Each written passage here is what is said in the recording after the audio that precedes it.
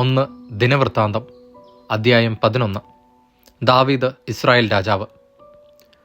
ഇസ്രായേല്യർ ഹെബ്രോണിൽ ദാവീദിന്റെ അടുക്കൽ ഒന്നിച്ചുകൂടി പറഞ്ഞു, ഞങ്ങൾ നിന്റെ അസ്ഥിയും മാംസവുമാണ്. മുൻപ് സാവൂൾ രാജാവായിരുന്ന കാലത്തും നീയാണ് ഇസ്രായേലിനെ നയിച്ചത്.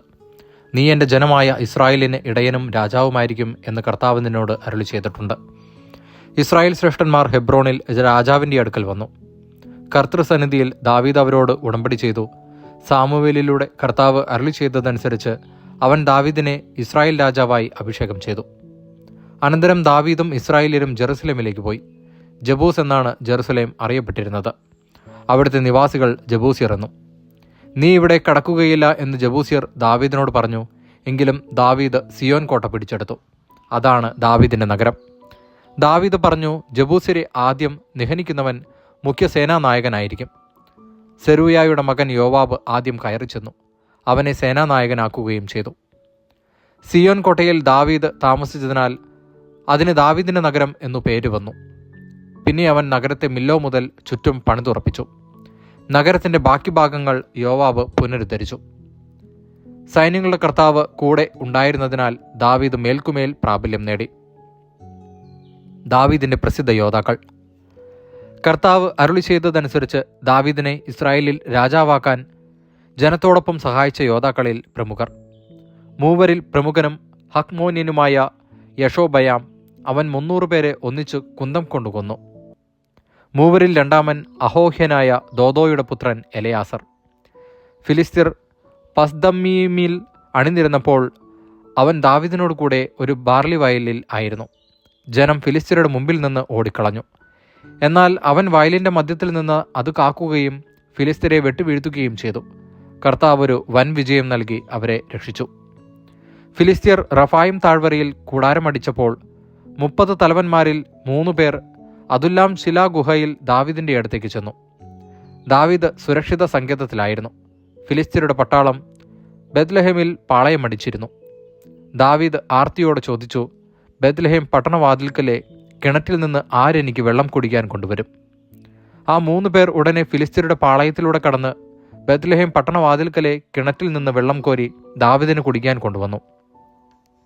ദാവീദ് അത് കുടിക്കാതെ ദൈവത്തിന് സമർപ്പിച്ചുകൊണ്ട് പറഞ്ഞു, എൻ്റെ ദൈവത്തിൻ്റെ സന്നിധിയിൽ ഞാനിത് ചെയ്യാനിടയാകത്തിരിക്കട്ടെ. ഞാൻ ഇവരുടെ ജീവരക്തം കുടിക്കുകയോ? പ്രാണൻ പണയം വെച്ചാണല്ലോ അവർ ഇത് കൊണ്ടുവന്നത്. അത് കുടിക്കാൻ അവന് മനസ്സ് വന്നില്ല.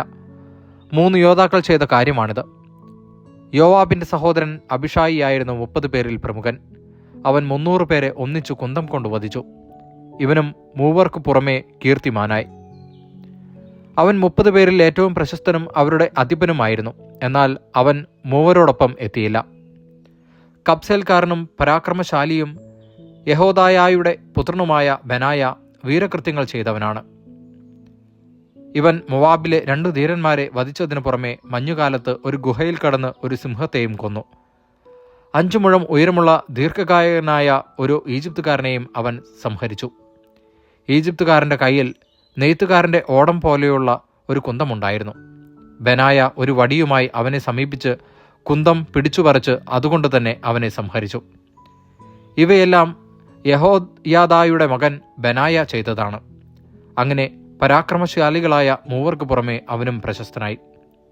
അവൻ 30 പേർക്കിടയിൽ കീർത്തിമാനായിരുന്നെങ്കിലും മൂവരോടൊപ്പം എത്തിയില്ല. ദാവീദ് അവനെ അംഗരക്ഷകരിൽ ഒരാളായി നിയമിച്ചു. സൈന്യത്തിലെ രണശൂരന്മാർ.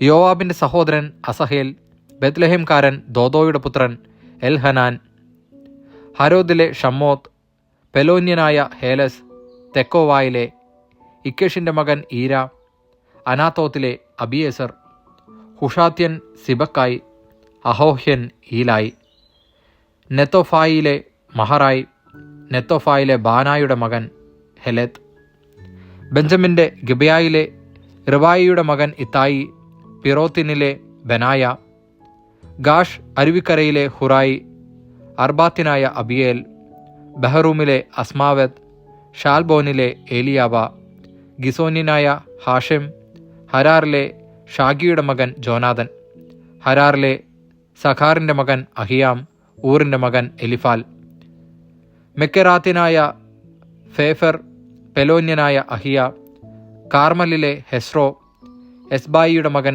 നാരായ്, നാഥാന്റെ സഹോദരൻ ജോയേൽ, ഹഗ്രിയുടെ മകൻ മിബ്ഹാർ, അമോന്യനായ സേലക്, സെരായുയായുടെ മകൻ യോവാബിൻ്റെ ആയുധവാഹകനും ബേറോത്തുകാരനുമായ നഹറായി, ഇത്രരായ ഈരായും ഗാരബും, ഹിത്യനായ ഊറിയ, അഹ്ലായുടെ മകൻ സാബാഗ്, റൂബൻ ഗോത്രജ്ഞനായ ഷിസയുടെ മകനും റൂബൻ ഗോത്രത്തിലെ ഒരു നേതാവുമായ അദീനായും കൂടെ 30 പേരും, മാഖായുടെ പുത്രൻ ഹാനാൻ, മിദ്കാരനായ യോഷാഫാത്ത്, അഷ്തേറാത്തുകാരൻ ഉസിയ, അരോവറിൽ നിന്നുള്ള ഹോത്താമിൻ്റെ പുത്രന്മാർ ഷാമ, ജയിയേൽ, ഷിമ്രിയുടെ മകൻ യദിയായേൽ, അവൻ്റെ സഹോദരൻ തിസ്യനായ യോഹ, മഹാവ്യനായ എലിയേൽ, എൽനാബിൻ്റെ പുത്രന്മാരായ യറിബായ്, യോഷാവിയ, മൊബാന്യനായ ഇത്മ, എലിയേൽ, ഓബദ്,